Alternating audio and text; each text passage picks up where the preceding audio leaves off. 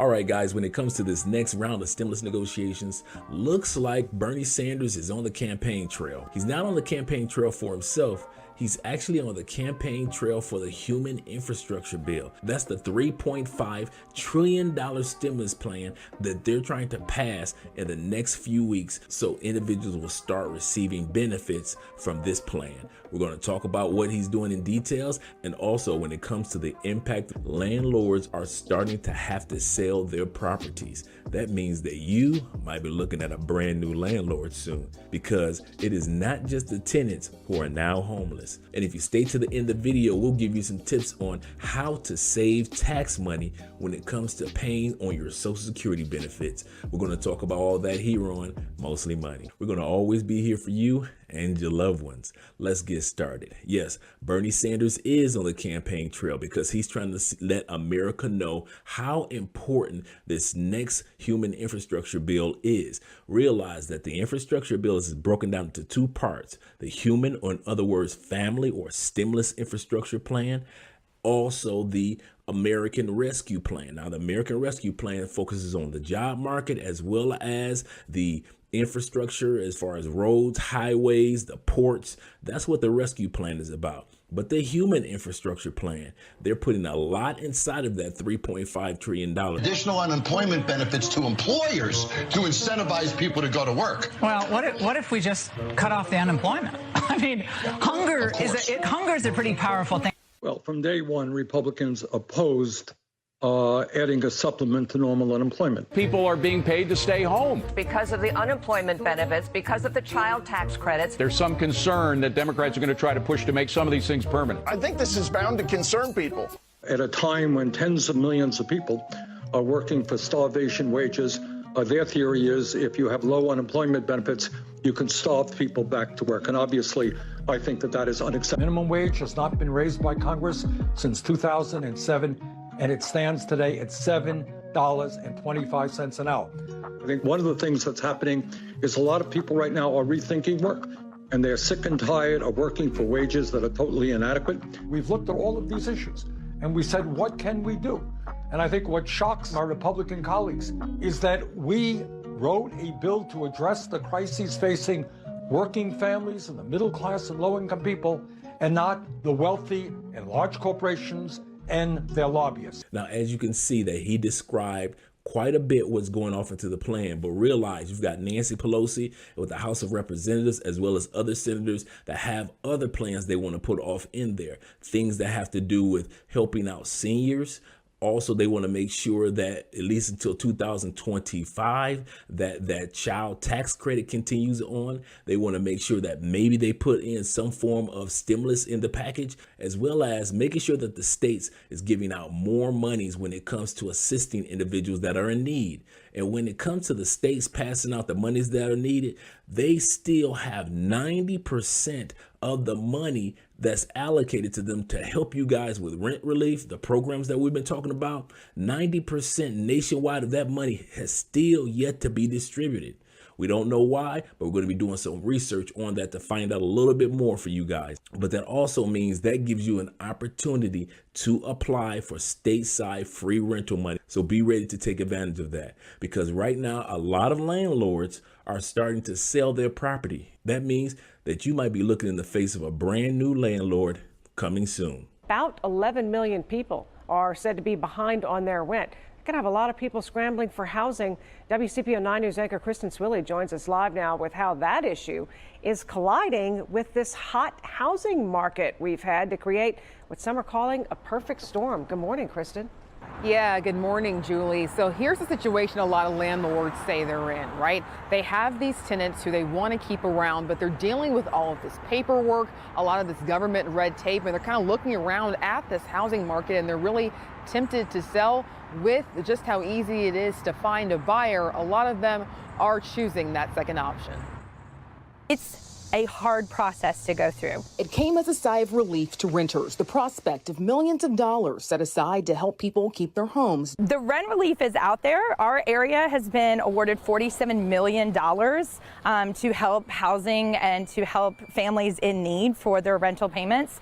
Unfortunately, that has been slow to get distributed. The Department of Housing and Urban Development, or HUD, has only distributed approximately 20% of relief funds nationwide.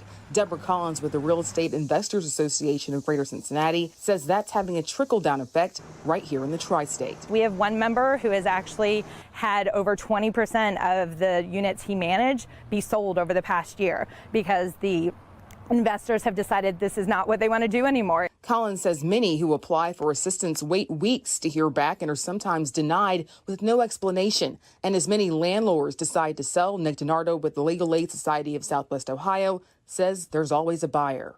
It's not for us. We're trying to help someone with rental assistance for the property to be sold in the middle of that process.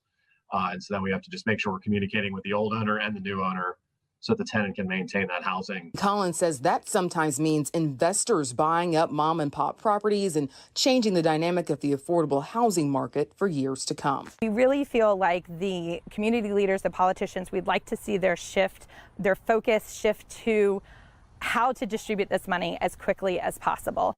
And as I mentioned earlier, has not just left many tenants homeless. When it comes to the eviction moratorium, yes, it ended and it caused a lot of people to start losing their homes, which is sad. However, prior to the eviction moratorium, when it was still being upheld, a lot of landlords were losing their homes as well. And tonight, we've learned a shocking number from the Treasury Department. Nearly 90% of the almost $50 billion allocated by Congress for rental assistance has not been distributed. Now, that money is meant for landlords whose tenants have stopped paying rent and cannot be evicted. CBS's Mola Lenghi reports in depth on the consequences for landlords in America's eviction crisis. Brandy Lacasse has been waiting on rent for nearly a year. I've cried many nights, like thinking, where's my money? Lacasse owns 3 properties in upstate New York, but the single mother and Air Force veteran is functionally homeless after falling on some hard times. Lacasse says after notifying tenants they had to move out so she could move in, they simply stopped paying and stayed put. She and her daughter have been living out of her car and staying with friends. Despite more than $23,000 in unpaid rent, Lacasse can't force her tenants out because of state and federal moratoriums on evictions. I don't understand how they can give my private property to somebody to live for free. I bought that property, I fixed it up with my blood, sweat, and tears. The policies were meant to protect vulnerable renters, but some property owners say they have become collateral damage. One thing that's very clear is we have no housing safety net. Vincent Reyna, a housing policy expert and professor at the University of Pennsylvania, co-authored a new report showing that nearly 10% of landlords around the country collected less than half of their rent in 2020. Small landlords owning fewer than 6 units were most affected. We're forcing low-income households and owners to essentially bear the cost of that in this current moment. And that's unfair to both parties. I feel bad that I have not been able to pay her. Carla MacArthur is Lacasse's tenant. With child care costs for her daughter and an autistic son, she says she can't pay rent. We've gone from 2 incomes. I have had it twice. My kids all have had it once. My husband's had it once. We've been affected. MacArthur has been approved for rent relief in New York, but the state hasn't paid Lacasse yet. So far, New York has sent about 8% of its federal allotment of $2.6 billion relief dollars directly to landlords. I'm not sure what she may do when the moratorium's lifted. That's what I'm afraid of being homeless. 2 families trying to avoid the same fate. I invested in these properties never thinking I wouldn't have a place to live. On opposite sides of a looming crisis. I just want my house. That's it. I just want my house. Mola Lenghi, CBS News, New York. I know of the story of a landlord that because of the tenants that fell behind in their rent and the eviction moratorium, he lost so much money that he ended up having to move into the garage of one of his apartments that he owned. And he ended up paying $300 a month to his own tenants to live in his own garage. That's how tight things are out there for everybody. So hopefully this human infrastructure bill that Bernie Sanders has been advocating for, as well as the Senate and the House of Representatives, get passed soon. Another thing, the monies that's already dispersed to the states, hopefully they start taking the steps to get this money out to you all as soon as possible. There is no way in the world why 90% of the money is still in the hands of the states when this bill was passed back in March and April. Remember, that third stimulus bill had already been passed and that money had already been allocated. So why is it that the states are still sitting on this money? We don't know, but we'll find out for you on your behalf. But before that, let's talk about some benefits that are available to you seniors. There are ways in which you can start saving money right now by way of paying less taxes. When it comes to Social Security, we have to understand a couple definitions. One of them is provisional income. So provisional income is all of your gross income plus any tax-free interest from municipal bonds, for example, added back in, and then 1/2 of your Social Security income. So provisional income is 1/2 of your Social Security, the rest of your income, and any tax-free income added back in. When we look at the chart for how Social Security is taxed, if you're a single filer and you have less than $25,000 of income, your Social Security is 100% tax-free. If your income falls between $25,000 to $34,000, provisional income that is, 50% of your Social Security is tax-free, 50% of it is subject to income taxes. And then if you're a single filer and you have more than $34,000 of provisional income, then 85% of your Social Security is subject to income taxes. Never more than 85% of your Social Security will be subject to income taxes. Now, if you're married and filing jointly, your provisional income, if it's less than $32,000, Social Security is tax-free. Between $32,000 and $44,000, 50% of it is taxable, 50% of it is tax-free. And then $44,000, more than, up to 85% of your Social Security income will be subject to income taxes.